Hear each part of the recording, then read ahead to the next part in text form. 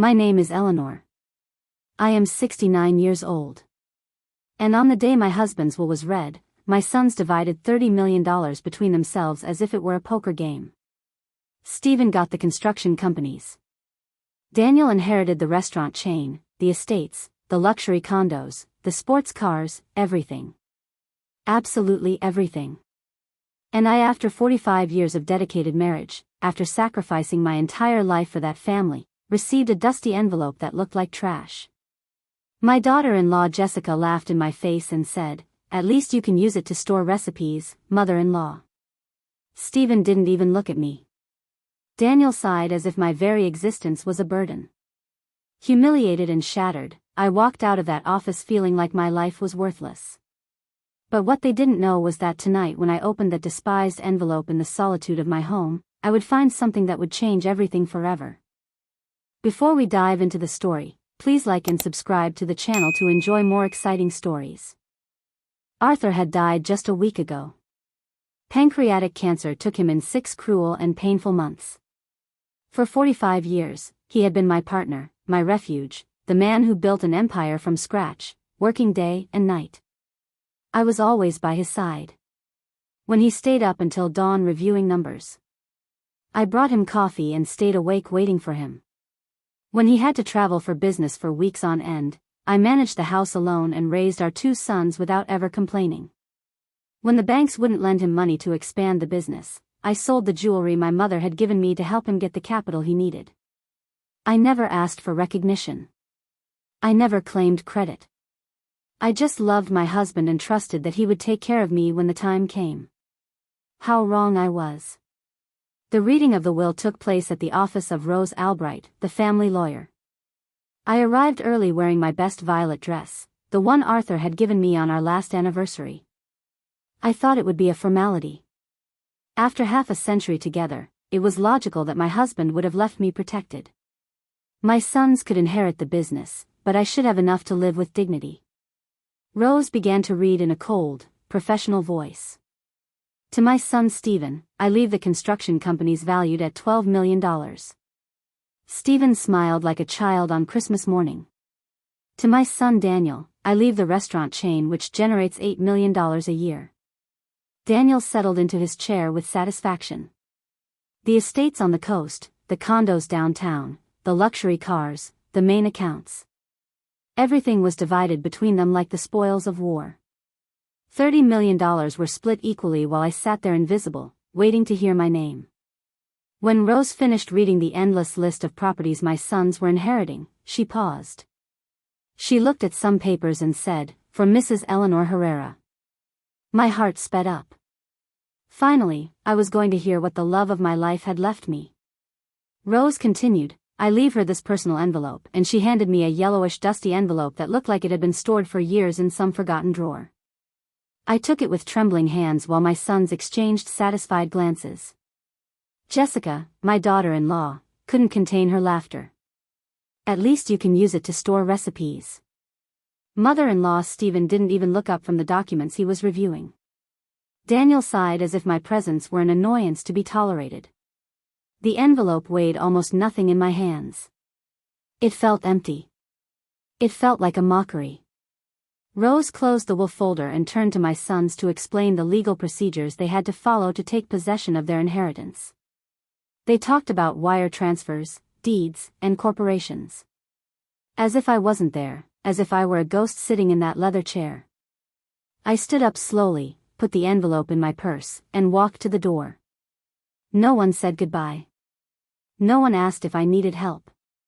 No one offered me a ride home.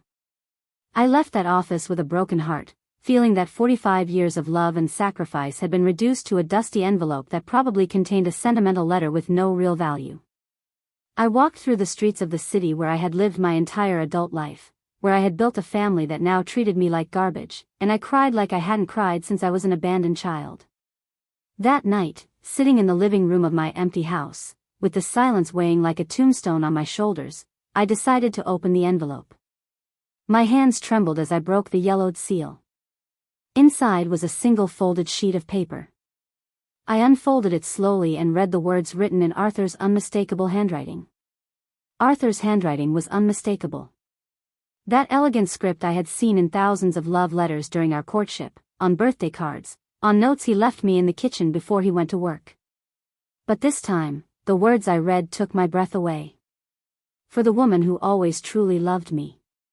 Bank account number 8, Music, CHE, Swiss International Bank, Geneva. And below that a line that made me tremble. What you find here is only the beginning. They didn't deserve to know the truth, but you do. My heart began to beat so hard I thought it would burst out of my chest. A Swiss bank account. What was Arthur talking about? For 45 years of marriage, he had told me everything about his businesses. Or so I thought. What secrets had he kept? What truth was it that my sons didn't deserve to know? I stayed up all night tossing and turning in bed with that piece of paper clutched to my chest. The next day, I called the bank. My shaky English was met by an operator who spoke perfectly.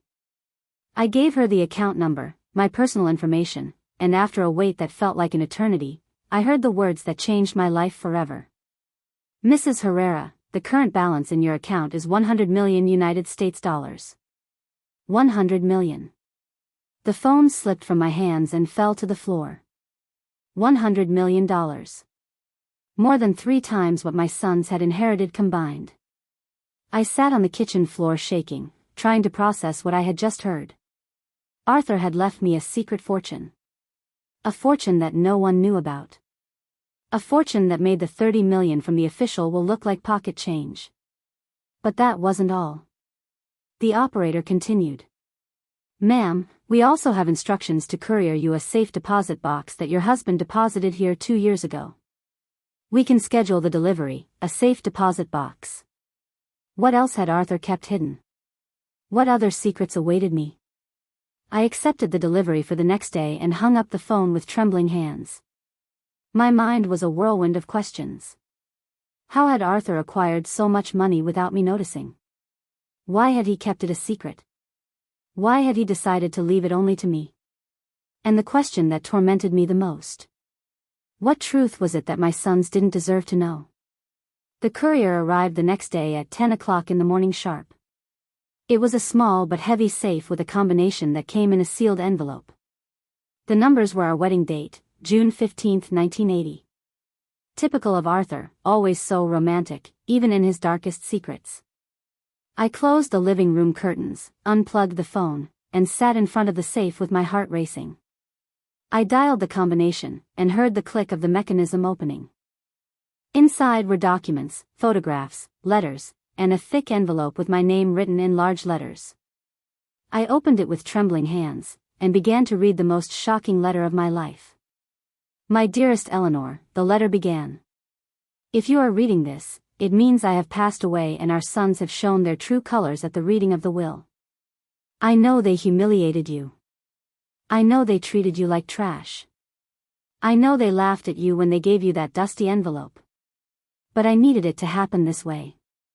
I needed them to show who they really are before you knew the truth. During the last 2 years of my life, I discovered things about Stephen and Daniel that broke my heart. Things you do not know. Things that forced me to make difficult decisions. The $100 million you found in the Swiss account are only part of my real fortune. There is more, much more. But before you know everything, you need to know the truth about our sons. My world swayed. What truth? What had Arthur discovered? I continued reading. My soul on edge. Stephen is not the successful businessman he appears to be. For 3 years, he has been siphoning money from my company to cover his gambling debts. He owes over $2 million to loan sharks, who are not exactly understanding. Jessica doesn't know, but he has mortgaged their house twice and is about to lose it. The documents proving all this are in this box. I felt as if I had been punched in the stomach. My older son, who had always been my pride, was a compulsive gambler who had stolen from the family business. But the letter continued, and what I read about Daniel was even worse. Daniel has a cocaine addiction that he has been hiding for 5 years. He has secretly sold 3 properties I had given him to finance his habit. But the most serious thing is that he is involved with drug traffickers who are blackmailing him. They threatened to kill him if he didn't pay them $500,000 by the end of the year. The documents of his debts and the photographs proving his addiction are also in this box. Tears began to stream down my cheeks. How had I been so blind? How had I not realized that my sons were destroying their lives? Arthur's letter continued, revealing darker and darker secrets. But what hurts me the most, my love, is what they plan to do with you. I heard them talking one night in my study. They thought I was asleep from the medication, but I heard every word. Stephen told Daniel that when I died, they had to get rid of you as quickly as possible. Jessica suggested they declare you mentally incompetent and have you committed to a nursing home. Daniel said it would be easy to get a doctor to sign the necessary papers. They wanted to take your share of the inheritance and lock you away somewhere you wouldn't be an inconvenience to their plans. The paper grew damp with my tears. My own sons, my own flesh and blood. They had planned to lock me away like a sick animal to steal my money. That's why I made the decision to protect you, Arthur continued. That's why I moved the bulk of my fortune to accounts only you can access. That's why I let them have the crumbs from the official will while you have access to the real inheritance. The $100 million are just the beginning, my love. There are properties in Europe, investments in Asia, accounts in tax havens.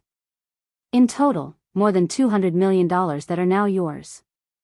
But I also leave you something more valuable, the truth. And with that truth, the power to decide what to do with our sons. My hands were shaking so much I could barely hold the letter. $200 million. A fortune that made my son's official inheritance look like loose change. The letter ended with a sentence that was seared into my soul. You decide whether you use this information to protect yourself or to teach them a lesson they will never forget. I can no longer take care of you, but I have given you the weapons to take care of yourself. With all my eternal love, Arthur, I put the letter down on the table and looked at the contents of the safe. There were photographs of Daniel using drugs, bank documents showing Stephen's debts, contracts signed with dangerous loan sharks, audio recordings on small devices I didn't dare listen to yet. My husband had been a private detective during his last years, meticulously documenting the corruption of our own sons. And now that explosive information was in my hands.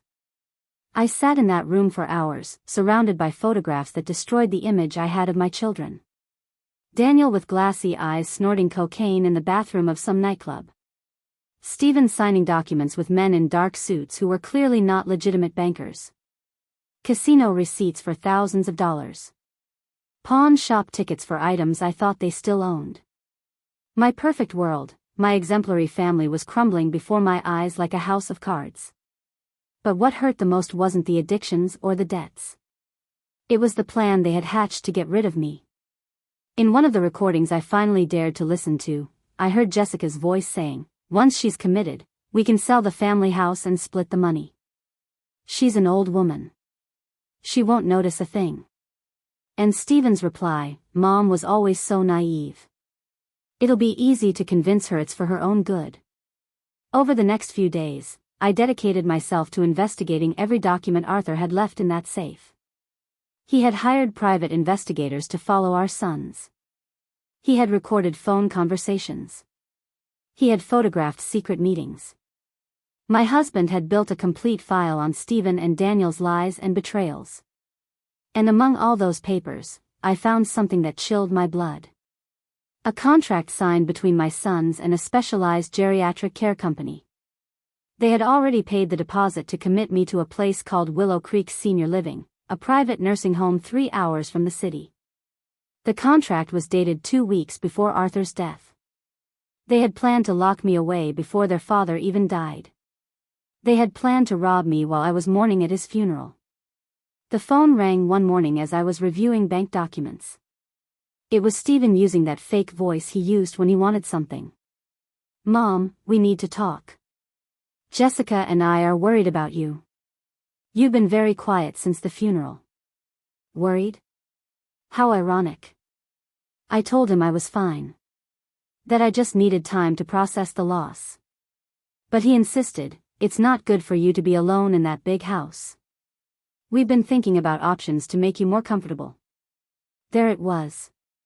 The plan was beginning to unfold. What kind of options? I asked, feigning innocence. Well, there are some very nice places where you can have company, activities, 24-hour medical care, places where you don't have to worry about a thing. Places like Willow Creek Senior Living, I thought, feeling rage begin to boil inside me. That same afternoon, I received another call, this time from Daniel. Mom, Stephen told me you spoke this morning. I think it's an excellent idea for you to consider moving somewhere more suitable for your age. His voice sounded nervous, as if he were reading from a script. Besides, he continued, we need to talk about finances. Dad left you the house, but the upkeep is very expensive, the taxes, the utilities, the repairs. It would be better to sell so you can live somewhere without those worries. Selling the house, of course, was part of the plan. Get rid of me and take whatever they could. I'm in no hurry to make decisions, I replied. We just buried your father. But Mom, he insisted, the longer you wait, the harder it will be. At your age, changes are complicated. It's better to act fast. At my age, as if I were a senile old woman incapable of taking care of herself. Over the following days, the calls intensified. Stephen, Daniel, and Jessica took turns pressuring me. They would show up at my house unannounced, always with brochures for senior living facilities and arguments about my safety and well-being. Look at this place, Mom, Jessica would say, showing me pictures of gardens and activity rooms. They have physical therapy, painting classes, excursions. You would be so happy here. But I had researched that place. It was a gilded cage where relatives deposited inconvenient elders and forgot about them forever.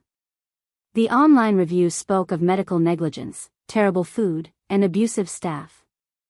A perfect place for someone to slowly disappear from the world. One afternoon, while pretending to consider their suggestions, I decided to test them. You're right, I told them during a forced family dinner. Maybe it is time to make some changes. But first, I'd like you to help me with something. Their eyes lit up, thinking I had given in. Of course, Mom. Whatever you need, Stephen said with a fake smile. I want to review all of your father's company documents. I want to understand exactly what you inherited and how the business works. The silence that followed was deafening. Stephen and Daniel exchanged nervous glances. Don't worry about that, Mom. Daniel said quickly. We'll take care of everything. You don't have to bother with paperwork. But I insist, I continued. After 45 years of building that empire with your father, I have a right to know what will happen to it. Jessica chimed in with that condescending smile. I hate it so much. Mother-in-law, those things are very complicated. Numbers, taxes, contracts. It's better to let the men handle it while you relax in your new home. The men? As if I were a child incapable of understanding basic math. Besides, Stephen added, we've already made some important decisions. We've sold one of the estates to pay off company debts. Sold an estate? What debts? Arthur had been dead for barely a month, and they were already liquidating properties. What kind of debts? I asked. Boring stuff, Mom. Taxes, suppliers, payroll. Don't you worry about it. But I knew the truth. I knew Stephen had used that money to pay his loan sharks. I knew they were plundering the inheritance to cover their vices. That night, alone in my house, I made a decision. I was not going to be the silent victim they expected. I was not going to let them lock me in a nursing home while they stole everything Arthur and I had built together. I had $200 million. I had proof of their crimes, and I had something they had underestimated. 45 years of experience being the wife of a brilliant businessman. I had learned more than they thought. I had absorbed more knowledge than they imagined, and now it was time to use all of it to my advantage. I picked up the phone and called the Swiss bank. It was time to start moving my pieces in this deadly chess game my own sons had started. The next day, as I was having breakfast, the doorbell rang. It was an older, elegantly dressed man who introduced himself as George Maxwell, an attorney. "Mrs. Herrera, I'm here on behalf of your late husband. I have specific instructions to carry out." Arthur had hired independent lawyers different from Rose to handle his secret affairs. George handed me a thick folder full of legal documents. "Your husband asked me to deliver this to you exactly 1 month after his death. These are legal powers, contracts, and authorities that will allow you to take full control of all his companies if you so choose." Full control. Arthur hadn't just left me money. He had left me the keys to the kingdom. "Your sons do not know these documents exist," George continued. "According to your husband's instructions, you have the power to revoke their inheritances if you deem they are not meeting the family's ethical standards." George Maxwell sat in my living room and began to explain documents that seemed to come from a spy movie. "Your husband was very meticulous, Mrs. Herrera. These contracts grant you 51% of the shares in all the family businesses. On paper, your sons inherited control, but legally you are the majority shareholder." My head was spinning as I tried to process the information. How is that possible? The will Rose read. "That will," George interrupted, "only covered the visible assets. Your husband created a complex corporate structure where the companies are under the umbrella of a family holding company. And you, Mrs. Herrera, are the owner of that holding company." Arthur had been playing chess while we all thought he was playing checkers. He had built a perfect legal trap disguised as a generous inheritance for his sons. "But there's more," George continued, opening another folder. "Your husband also tasked me with investigating your son's activities for the last 3 years. What we discovered is enough to completely nullify their inheritances and in some cases to initiate criminal proceedings." He showed me photographs I had already seen in the safe, but also new documents, irregular bank transfers, fraudulent contracts, fake invoices. "Stephen has been diverting funds from the construction company to pay gambling debts. In total, he has stolen nearly $3 million. Daniel has used company vehicles to transport drugs, turning the family restaurants into money-laundering centers." Each revelation was like a hammer blow to my chest. How had I raised 2 criminals without realizing it? George took out an audio recorder and played it. I immediately recognized my sons' voices. "When the old lady is locked up," Stephen was saying, "we can liquidate everything and get out of the country. With 50 million each, we can start over in Europe." Daniel's voice replied. "Yeah, but we have to act fast. The cartel is pressuring me for the money I owe. If I don't pay them soon, they're going to start killing people." "Don't worry," Stephen continued. "In 2 weeks, Mom will be committed and will have access to all the accounts. Rose has already prepared the mental incapacity documents." My blood ran cold. They weren't just planning to rob me. They were planning to flee the country after destroying everything Arthur had built. "Your husband recorded this conversation 3 weeks before he died," George explained. "That's why he accelerated all the legal preparations. He knew he had little time to protect you." He handed me a new cell phone. "This device is directly connected to my office and to the police. If you feel threatened at any moment, press the red button and help will be on its way."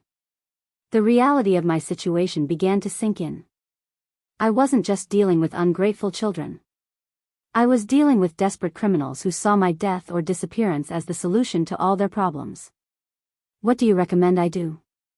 I asked him. George smiled, an expression that didn't reach his eyes. "Your husband asked me to tell you this verbatim. Eleanor, you are stronger and smarter than they think. It's time they found out who they're messing with." That night after George left, I sat in front of my vanity mirror and truly looked at myself for the first time in months. I saw a 69-year-old woman with gray hair I had let grow naturally with wrinkles that told the story of 4 decades of smiles and tears. But I also saw something I had forgotten existed. Fierceness. For all those years of being the perfect wife, the selfless mother, I had buried the fighter I had been in my youth. The woman who had sold her jewelry to help Arthur build his empire.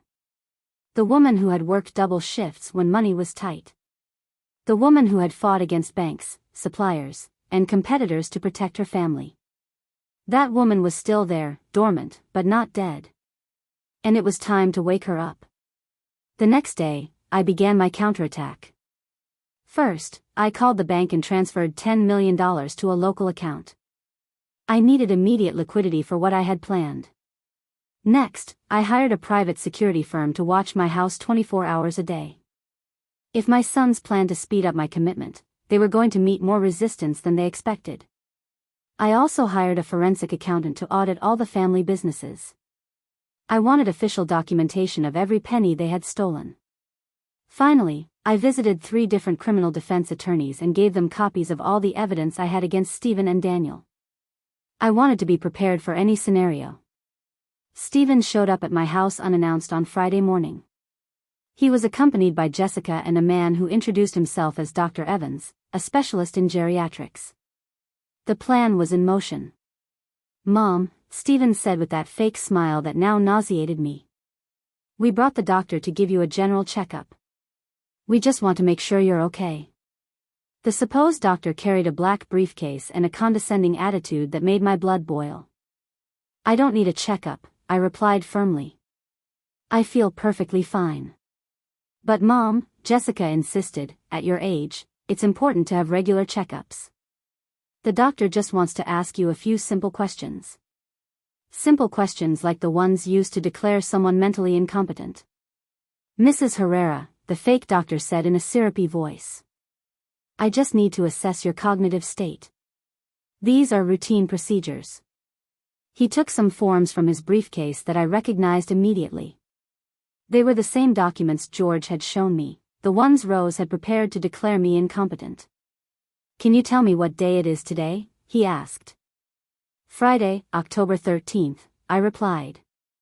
"Can you tell me where you live?" "In the house I built with my husband 30 years ago at 1247 Oak Avenue." "Do you remember how much money you inherited in the will?" There was the trap. If I said I had only inherited a dusty envelope, it would confirm I had no resources and would be easier to declare incompetent. If I mentioned the $200 million, they would think I was delusional. "I remember perfectly," I replied, looking directly into Stephen's eyes.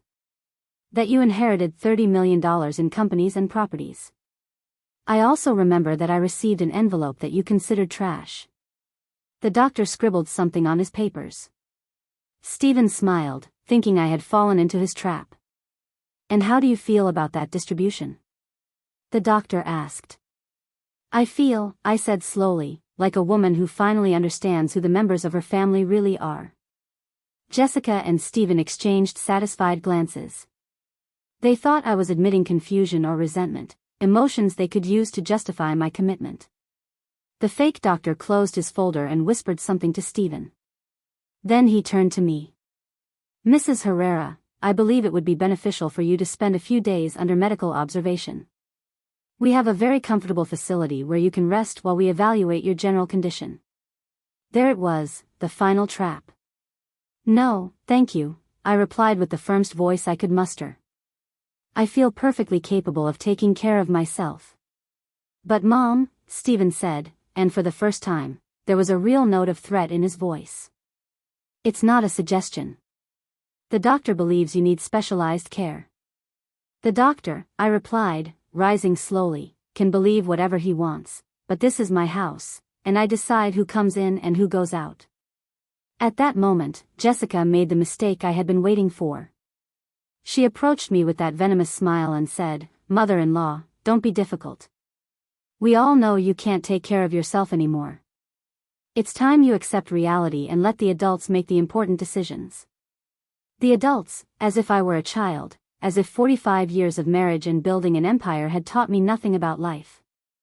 I looked at Stephen, at Jessica, at the fake doctor, and I smiled for the first time in weeks. It was a smile they had never seen before. A smile that would have made Arthur proud. "You're right," I said softly. "It is time for the adults to make the important decisions. And that's exactly what I'm going to do." I took out my cell phone, the one George had given me, and pressed the record button. "I want to be very clear about what is happening here," I said in a firm voice as I recorded them. "My son Stephen, my daughter-in-law Jessica, and this supposed doctor are trying to force me into a facility against my will. The fake doctor immediately grew nervous. Ma'am, this is just a routine medical evaluation. Routine? I answered, keeping the phone pointed at them. Is it routine to come to my house unannounced? Is it routine to bring commitment papers already filled out? Stephen tried to snatch the phone from me. Mom, put that thing away. You're acting irrational. On the contrary, I said, stepping away from him. I'm behaving exactly as a woman should, who discovered her own family plans to lock her away to steal her inheritance. Stephen's expression changed completely. The mask of the concerned son fell away. And for the first time, I saw his true face. Cold, calculating, dangerous. We don't know what you're talking about, Jessica said. But her voice trembled. I'm talking, I continued, pulling one of the photographs Arthur had left in the safe from my purse about this. It was a picture of Stephen leaving a casino at 3 o'clock in the morning, clearly drunk, accompanied by two men who were obviously not legitimate businessmen. I'm talking about the gambling debts. I'm talking about the money stolen from the company. I'm talking about the contract you already signed with Willow Creek to have me committed. The silence that followed was deafening. The fake doctor started backing toward the door. I think there's been a misunderstanding. I'll be leaving. Not so fast, doctor, I said, blocking his path. How much did they pay you to sign false documents of mental incapacity? The man turned pale.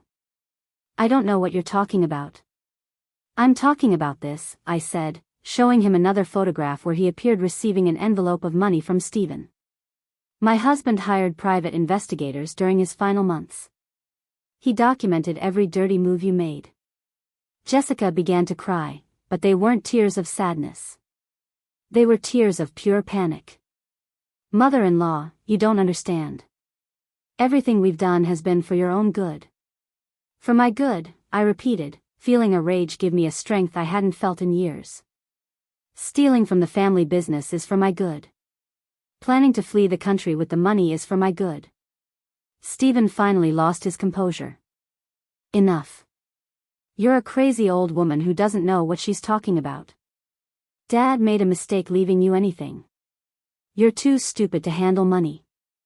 There it was. The truth. After 45 years of pretending to love me, he finally showed what he really thought of me. Stupid? I asked, taking out my phone and dialing a number. George, it's Eleanor. They're here just as you predicted. Yes, I've recorded everything. Stephen tried to take the phone from me again, but this time I didn't back down. If you touch me, I said in a voice I didn't recognize as my own, it will be the last thing you do as a free man. What do you mean? Jessica asked, her voice cracking. I mean, I replied, that right now, 3 criminal lawyers are reviewing evidence of fraud, embezzlement, and conspiracy to commit kidnapping. Just then, the doorbell rang. It was 2 police officers accompanied by George, Mrs. Herrera. One of the officers said, "We received your emergency call." Stephen and Jessica looked at each other in absolute terror. The fake doctor tried to sneak out, but George stopped him. Dr. Evans, or should I say, Mr. Herrera, because you aren't a doctor, are you? The man slumped into a chair. They paid me $5,000 to sign some papers. I didn't know it was illegal. $5,000 to declare me mentally incompetent. I asked, is that what my freedom is worth? The police began taking statements while George explained to me that this had been a controlled operation from the moment Arthur died. Your husband anticipated every move, George told me as the officers arrested the fake doctor. He knew they would try to have you committed quickly before you could react. That's why he prepared all this evidence and these legal proceedings. Stephen and Jessica weren't arrested that day, but the police warned them they were under investigation. When they finally left, my house was silent for the first time in weeks. I sat in my favorite armchair, the same one where Arthur and I used to watch television together, and I cried. But they weren't tears of sadness. They were tears of liberation. For the first time since my husband's death, I felt truly free. That night, I called both of my sons. Not to plead or to try to fix things. I called them to give them an ultimatum. You have 24 hours to return every penny you stole from the family businesses. You have 24 hours to cancel the contract with Willow Creek, and you have 24 hours to confess the entire truth about your debts and your problems. Or what? Stephen asked with a defiant tone that no longer intimidated me. Or tomorrow at 9 o'clock in the morning, 3 local newspapers will publish the full story of your crimes. Or I hand all the evidence over to the district attorney's office, or I use the legal powers your father left me to completely revoke your inheritances. The silence on the other end of the line confirmed that they finally understood who they were dealing with. Impossible, Daniel muttered. Dad left us everything in the will. You can't take what's already ours. Want to bet? I replied. And for the first time in my life, my voice sounded exactly like Arthur's when he was closing a tough deal. Because it turns out your father was a lot smarter than you thought. And I'm a lot stronger than you imagined. I hung up before they could answer. I didn't need to hear any more lies, more excuses, more manipulation. It was time for them to learn that the woman they had underestimated for so many years had sharp claws when she needed to use them. The next morning at 8 o'clock sharp, Stephen and Daniel appeared at my door. They didn't come with fake lawyers or commitment plans. They came with their tails between their legs, defeated, begging for mercy. Mom, Stephen said, and for the first time in years, there was no condescension in his voice. We need to talk. I let them in, but this time I didn't offer them coffee or a smile. I left them standing in the middle of the living room while I remained seated in my armchair in the position of power I had earned. Talk, I said simply. Daniel started to cry. Mom, everything got out of control. The drugs, the debts, the loan sharks. We didn't know how to stop. And your solution was to rob me and lock me away? I asked. That wasn't the original intention, Stephen muttered. At first, we just needed to borrow some money. We thought we could pay it back before anyone noticed. But things got worse, Daniel continued. The cartel started threatening us. They said if we didn't pay, they would go after the family. So, you decided to hurt me first, I replied. You decided it was better to lock me up like an animal than to face the consequences of your choices. Stephen knelt in front of my chair. Mom, we're your sons. We love you. We just made terrible mistakes. You love me? I asked, feeling all the rage that had built up for months finally find its voice. You call planning my commitment, love.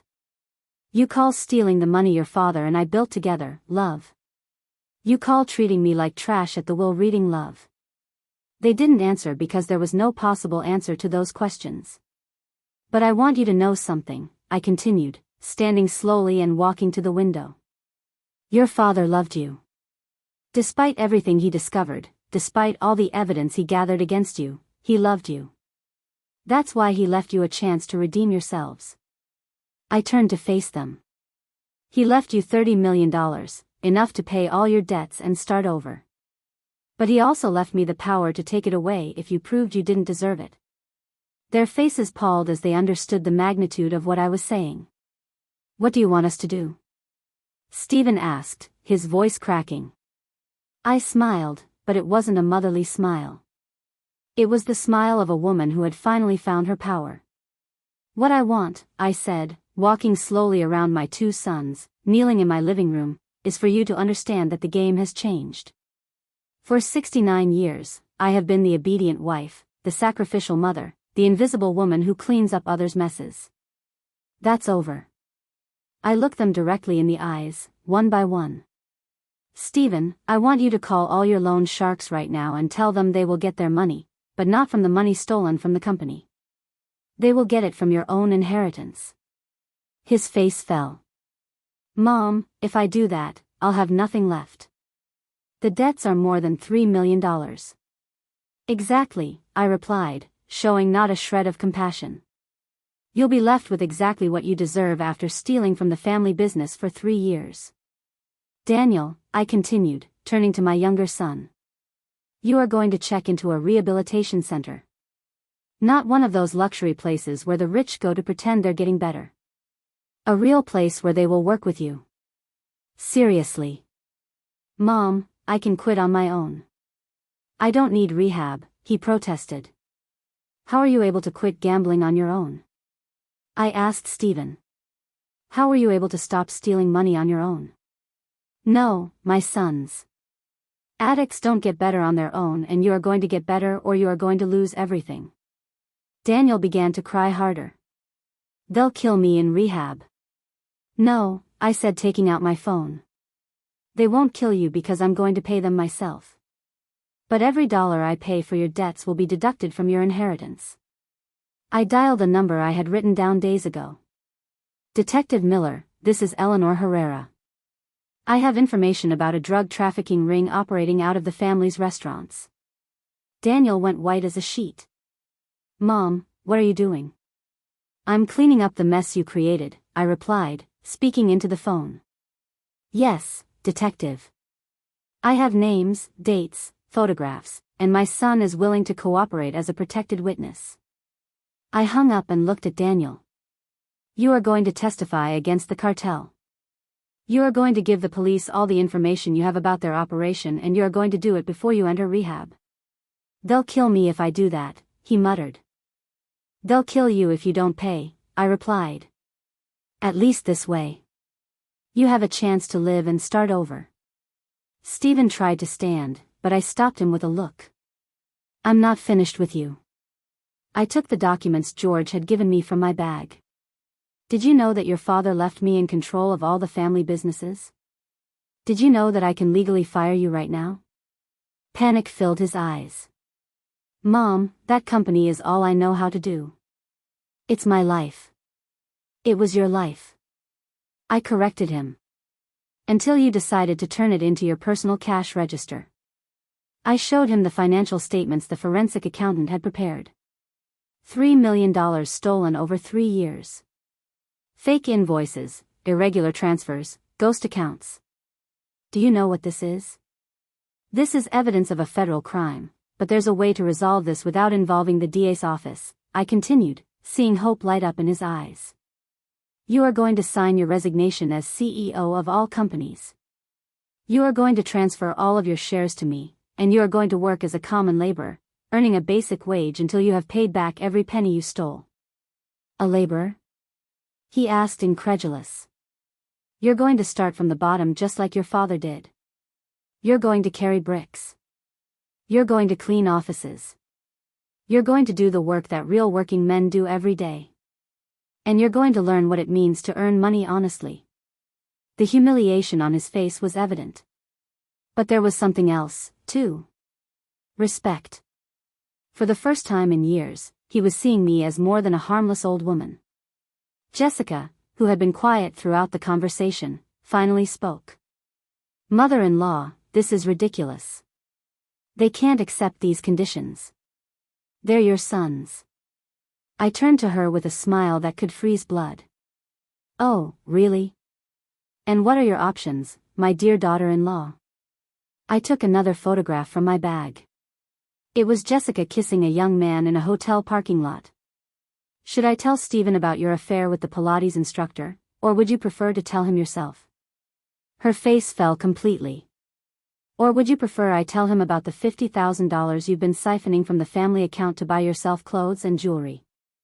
Stephen looked at his wife with an expression of absolute betrayal. What is my mother talking about? Your wife, I continued, savoring every second of her discomfort, has been stealing from you for 2 years, and she's been sleeping with Rick, the Pilates instructor from the gym, for 6 months. Jessica started to deny everything, but I pulled out more photographs. Do you want me to keep showing evidence, or are you going to confess the truth to your husband? Stephen stood up slowly, looking at Jessica as if seeing her for the first time. Is it true? She cried. But she didn't deny anything else. Why? He asked. Because, I answered for her. She thought that when you inherited, she would have access to millions of dollars. She planned to stay with you until she had enough money to divorce you and take half. This can't be happening, Stephen muttered, holding his head in his hands. Oh, but it is happening, I said, feeling more powerful than I had in decades, and we're just getting started. I pulled the last document from my bag. This is a divorce agreement my lawyer prepared. Jessica is going to sign it now without asking for a single penny in the division of assets, because if she doesn't sign it, all these photographs will appear in the newspaper tomorrow along with the evidence of her theft. You can't make me sign anything, Jessica said. But her voice was trembling. Can't I? I asked, dialing another number on my phone. Hello, Rick. This is Jessica's mother-in-law. Yes, I have some very interesting photographs that I think your wife would want to see. Jessica lunged at me, trying to grab the phone. Stop. He's married. His wife doesn't know anything. Exactly, I said, moving away from her. And unless you sign this divorce immediately, she's going to know everything. I hung up and held out a pen to her. You have 30 seconds to decide. Jessica signed the document with trembling hands, crying inconsolably. Stephen looked at her as if she were a stranger. Very well, I said, putting the signed document away. Now get out of my house and never come back. If I see you near this family again, I will make good on my threat to call Rick's wife. Jessica ran out without another word. I was left alone with my 2 defeated sons, sitting on my living room floor like punished children. Do you understand now? I asked them. Do you understand now that I am not the helpless old woman you thought I was? Daniel nodded, still crying. Mom, can you ever forgive us? I looked at him for a long moment before answering. That's up to you. If you do everything I've asked, if you truly get clean, if you learn to be men of honor like your father was, maybe. But it's going to take years. And you're going to have to earn my forgiveness every single day. Stephen finally lifted his head. Are you going to take our entire inheritance? No, I replied, and I saw relief in his eyes. I'm going to leave you a chance to earn it. But you are going to work for every dollar. You are going to prove you deserve the name you carry. And what if we can't do it? Daniel asked. What if we're too weak to change? I looked at him with a mixture of sadness and determination. Then you will miss the chance to know the mother you always had, but that you never bothered to see. I got up and walked to the window, turning my back to them. Your father left me $200 million, my sons. Enough money to live like a queen until the day I die. Enough money to help thousands of people who truly need it. You will decide if you want to be part of that story or if you will be left on the outside looking at what you could have had. When I turned around, they were no longer in my living room. They had left in silence, finally understanding that the power had changed hands for good. The following days were the quietest I'd had in months. For the first time since Arthur's death, my house truly felt like my own. There were no manipulative sons showing up unannounced. No venomous daughters-in-law making snide remarks. No fake doctors trying to declare me incompetent. Just me, my morning coffee, and the strange but liberating feeling of having total control over my life. Stephen kept his word, calling all his loan sharks and telling them they would receive their money from his own inheritance. Daniel voluntarily checked into a rehabilitation center on the outskirts of the city. And Jessica had completely disappeared, probably holed up in some hotel while she figured out how to rebuild her life after her perfect plan imploded. But I knew this was only the beginning. For 45 years, I had been the wife who supported from the shadows. Now it was time to find out who Eleanor was as an independent person, as a woman with power, as the heir to a $200 million empire. The first decision I made was to visit all the companies I now controlled. I wanted to meet the employees who had worked for Arthur for years. I wanted to understand exactly what my husband had built and how I could make it better. The first stop was the main construction company where Stephen had been CEO until a week ago.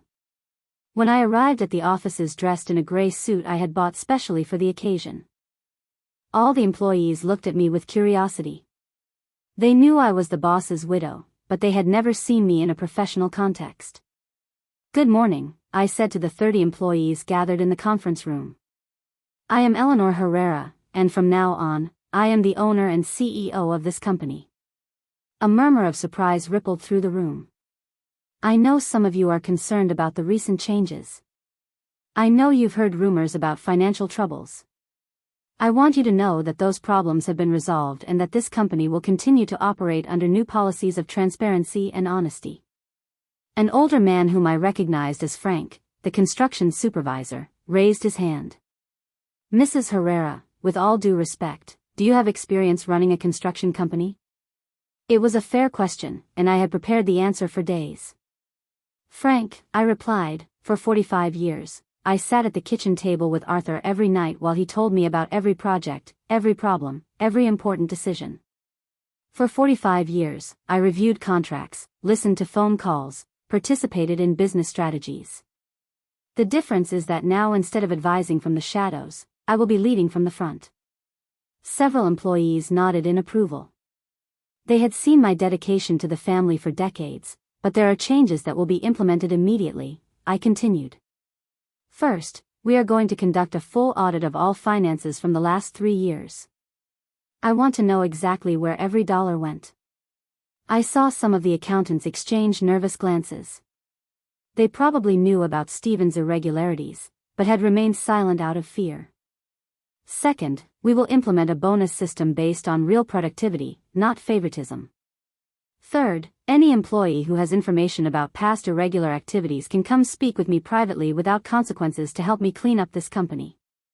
I raised my hand to stop the murmurs, and fourth, the minimum wage at this company will increase by 30% effective immediately. The silence that followed was absolute. Then slowly the applause began. These workers had watched Stephen spend money on luxury cars and expensive trips while they struggled to make ends meet. Now they had a boss who understood what it meant to work hard for every dollar. Over the next few hours, several employees came to my temporary office with information about the financial irregularities. They confirmed everything I already knew and added details that made my blood boil. Stephen hadn't just stolen to cover gambling debts. He had also been overbilling clients and keeping the difference. He had sold high-quality construction materials and bought cheap ones, pocketing the difference and compromising the safety of the projects. That afternoon, I visited the restaurants that had been Daniel's inheritance. The situation there was even worse. The managers confirmed that for months they had been pressured to accept special clients who paid in cash and didn't want receipts. The money laundering had been so blatant that several employees had considered quitting rather than be complicit. Why didn't you say anything? I asked them. Mrs. Herrera, replied Gloria, the manager of the main restaurant. Mr. Daniel told us that if we spoke to anyone about the special clients, we would lose our jobs. Some of us have families to feed. The rage I felt at that moment was volcanic. My sons hadn't just stolen money. They had intimidated honest workers into being accomplices to their crimes. But I also discovered something beautiful during those visits. I discovered that Arthur's employees were hard-working, honest people who had genuinely respected my husband and were willing to respect my leadership if I proved to be fair. I discovered that I had natural business instincts that I had developed over decades without realizing it. I discovered that when I spoke with real authority based on knowledge and experience, people listened. And I discovered something more important. That I liked having power. I liked making decisions. I liked being the boss instead of the invisible wife. That night, sitting in my study with a glass of wine and the company's financial statements spread across the desk, I called George. How are the criminal investigations going? I asked. Very well, he replied. Daniel is cooperating fully with the police from the rehab center. His testimony is going to dismantle the entire drug trafficking network that was operating in the restaurants. It's going to be a major case. And Stephen is complying with the payments to his loan sharks. He started working as a laborer on one of his own construction sites. The employees are, let's just say they're enjoying watching him carry bricks under the sundae. I laughed for the first time in weeks. Poetic justice tasted sweet. But there's something else I need to discuss with you, I continued. I want to establish a charitable foundation. I want to use part of this $200 million to help older women who are in vulnerable situations. George was quiet for a moment. Women like you would have been if Arthur hadn't protected you. Exactly, I replied. Women whose children abandon or mistreat them. Women who have no resources to defend themselves. Women whom society considers invisible simply because they are older. That's a beautiful idea, Eleanor. Your husband would be proud. I hope so, I murmured, touching the photograph of Arthur I had on my desk. The days passed, and slowly I began to rebuild not only the businesses, but also my relationship with my sons. Stephen came to visit me every Sunday after his week of physical labor. He was thinner, more humble, but also more real than he had been in years. Mom, he said one Sunday, I want you to know that for the first time, I understand what Dad felt when he built all this. Honest work has a different taste. Daniel called me from the rehab center twice a week. His conversations were painful, but honest. I'm learning to live without lying to myself, he told me in one call. It's the hardest thing I've ever done in my life. Were they going to earn my complete forgiveness? I didn't know. Were they going to one day get their full inheritance back? That was up to them. But for the first time in my life, I wasn't defined by being someone's mother or someone's wife. I was Eleanor, a businesswoman, a philanthropist, a powerful woman in my own right. And that woman had big plans for the future. Plans that went far beyond revenge. Plans that were going to change lives, including my own. Arthur had given me the tools to defend myself.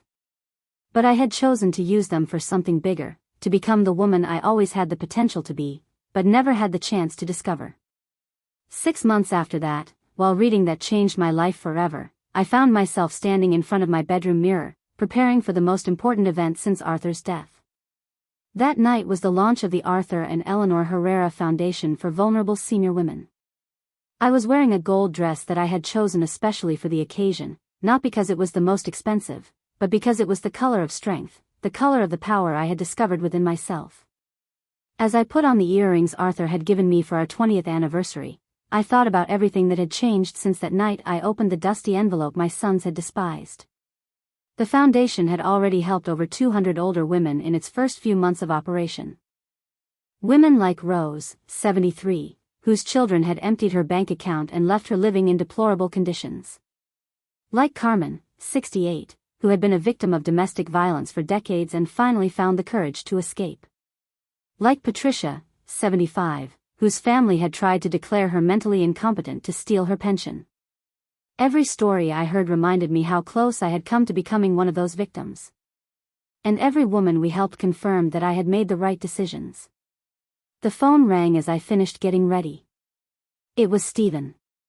Over these 6 months, our conversations had slowly evolved from hostility to something resembling mutual respect. Mom, he said, and his voice sounded different, more mature. I wanted to wish you luck at the launch tonight. Thank you, I replied, surprised by the sincerity in his tone. How are things at the construction site? Good, he answered. We finished the affordable housing project you proposed today. Seeing the families move into their new homes, I get why Dad loved this business. It was true. I had turned part of the construction company into a project for low-income housing. It was profitable, but it also had a social purpose that filled my heart.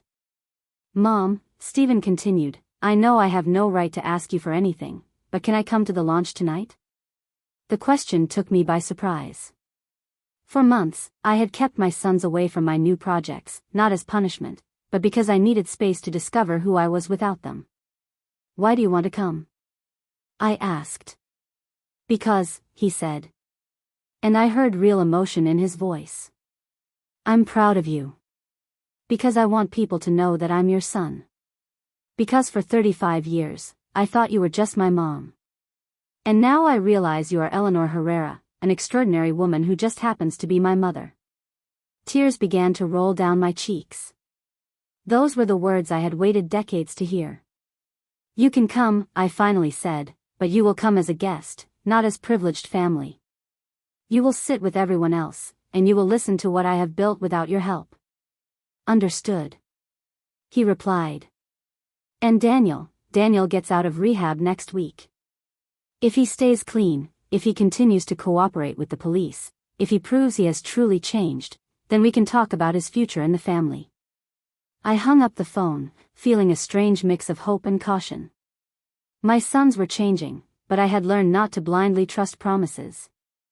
This time, they would have to prove their transformation with actions, not words. The launch event was held in the main ballroom of the city's most elegant hotel. Over 300 people had arrived.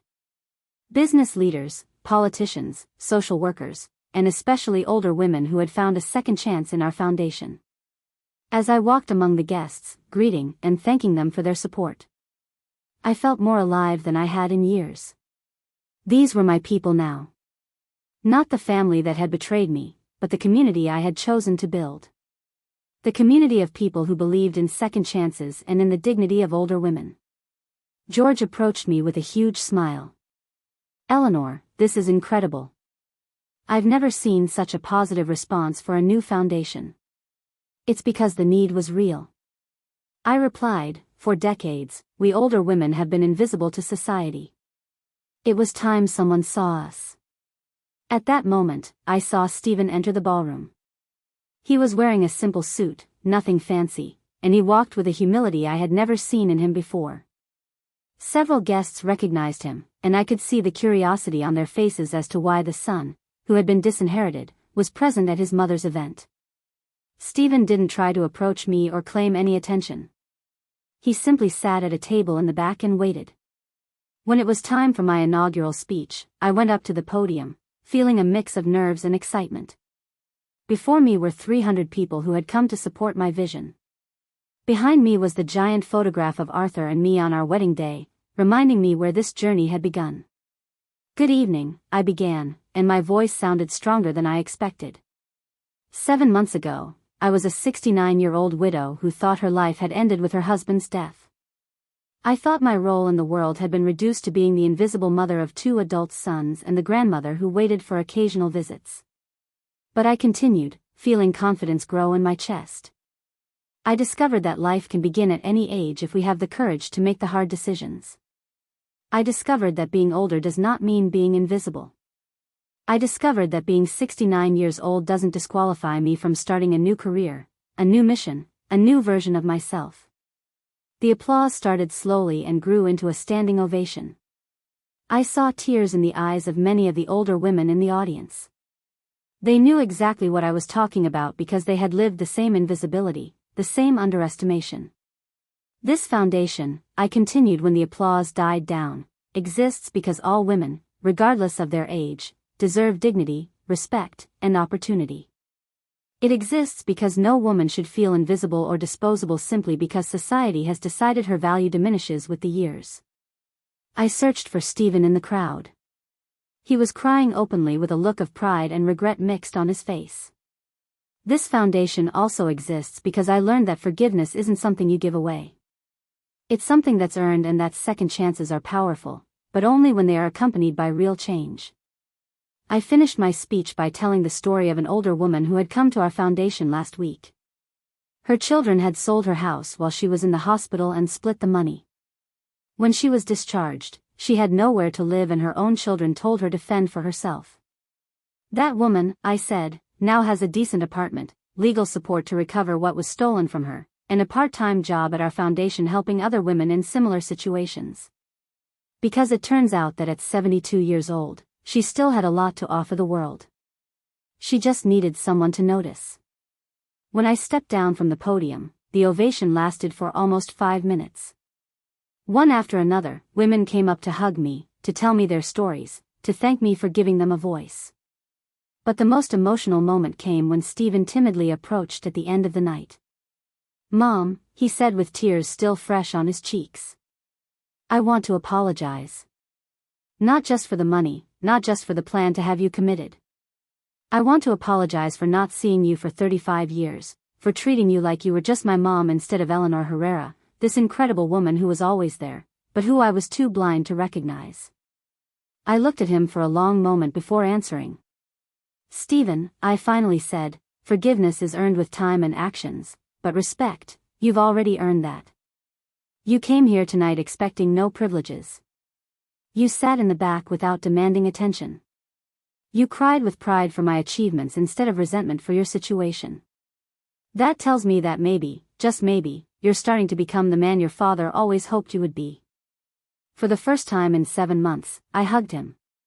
Not as the mother who automatically forgives, but as the strong woman who recognizes genuine growth in another person.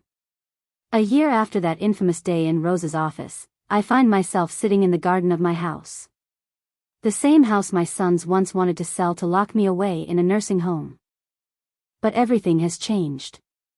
The garden is more beautiful than ever because I now have time to tend to it myself. The businesses are running better than when Arthur was alive because I've learned that leading with both the heart and the head produces better results than leading with ambition alone. And my family, well, my family has become something I never thought possible.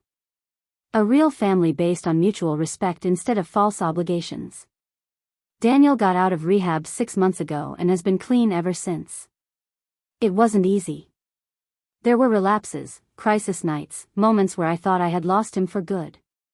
But something changed when he testified against the drug traffickers who had been blackmailing him. Seeing those criminals go to prison because of his testimony gave him a purpose that drugs never could. He now works at the foundation helping other recovering addicts. His salary is modest compared to what he used to have, but he tells me it's the first money he's earned that he feels truly proud of. Mom, he told me last week, I never thought helping other people could fill the void I was trying to fill with cocaine. Stephen has also changed, though his path has been different. After a year working as a laborer on his own construction sites, I promoted him to supervisor, not out of favoritism, but because the other workers respected his transformation. He had learned what it means to earn every dollar with honest sweat. He had learned the names of all the employees, their family stories, their real needs. It's strange, he told me a few days ago as we had coffee in my kitchen. But I feel like I'm only now understanding what Dad built. It wasn't just money. It was a community of people who depended on us to feed their families. He had divorced Jessica, who had vanished from our lives as quickly as she had appeared. We didn't know where she was, nor did we care to know. But the biggest change wasn't in my sons. It was in me. For 70 years, I had defined my worth through my relationships with others. As a daughter, as a wife, as a mother. I had never existed simply as Eleanor. Now, when I wake up each morning, I am not Arthur's widow or the mother of Stephen and Daniel. I am the CEO of 4 thriving companies. I am the founder of an organization that has helped over 500 older women reclaim their dignity. I am a 70-year-old woman who is living the most exciting and productive decade of her life.